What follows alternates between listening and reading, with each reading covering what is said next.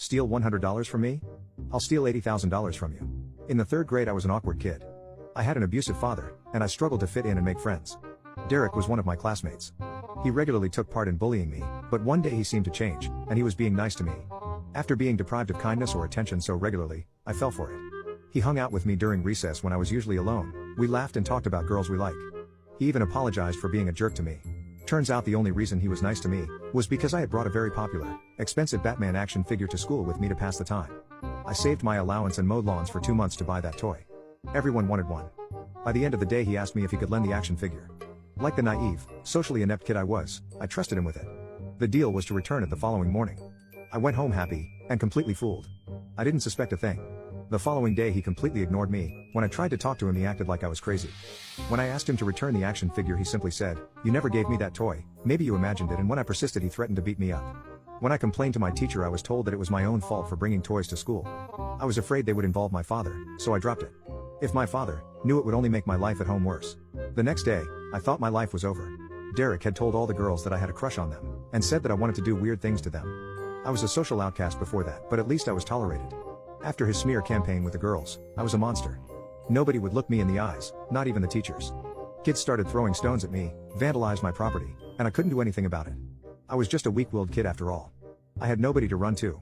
After a while the bullying died down, and I focused on my studies. I actually started getting good grades. Derek tried talking to me again, but I ignored him completely. Sometimes he would repeat, "Why are you being such a baby? You didn't give me anything, you imagined it." I couldn't care less about what he had to say. By the end of the year we moved houses and I transferred to another school not far away.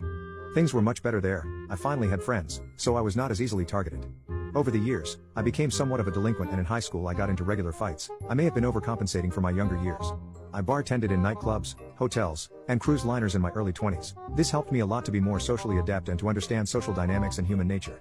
I finished trade school and qualified as an electrician and later as a plumber.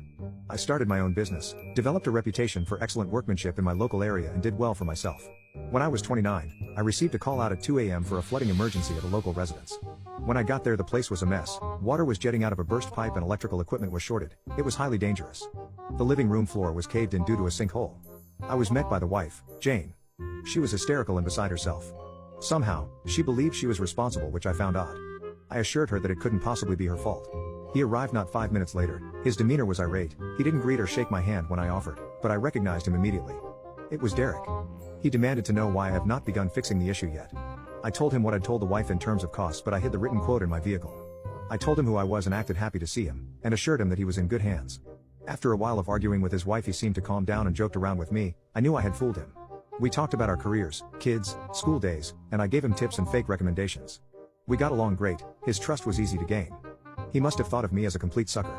I assured him that he was in good hands and this would be fixed in no time. So we hastily try to wrap some presents, but no one really gets anything done, as by this point no one can even stand up anymore.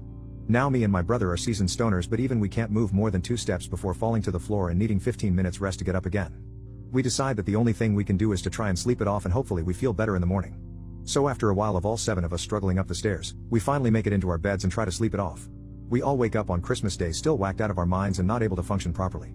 We then realize that we have to go and pick up my brother's friend who is joining us for Christmas, but none of us are in any state to drive. So, after explaining to my grandmother that none of us can drive to pick up the friend as we are all too zooted to move, we had to call an Uber to bring the friend to us. This cost a small fortune as it was Christmas and he was about 25 miles away. When my grandmother and 7-year-old brother arrived, my dad managed to put on his Santa costume so that he could hand out the presents. As we are all sitting, waiting for Santa to come out and hand out the gifts, my little brother is waiting in anticipation. My dad, still zooted out of his mind, walks out with his Santa beard down, eating burnt cookies and drinking milk. He tries saying, "Ho ho ho," but just chokes on his food. My little brother sits there in absolute shock and asks me why dad is dressed up as Santa and why his eyes are bloodshot. My dad just starts giggling uncontrollably, and tells my 7-year-old brother, "Santa ain't real, buddy, it's time we told you." My little brother starts crying and runs to one of the rooms. Eventually my grandmother counsels him and he comes back still noticeably upset. We soldier on through Christmas after handing out the horribly wrapped gifts, all of us trying to just not be zooted anymore. We finally made it to the end of the day still off it.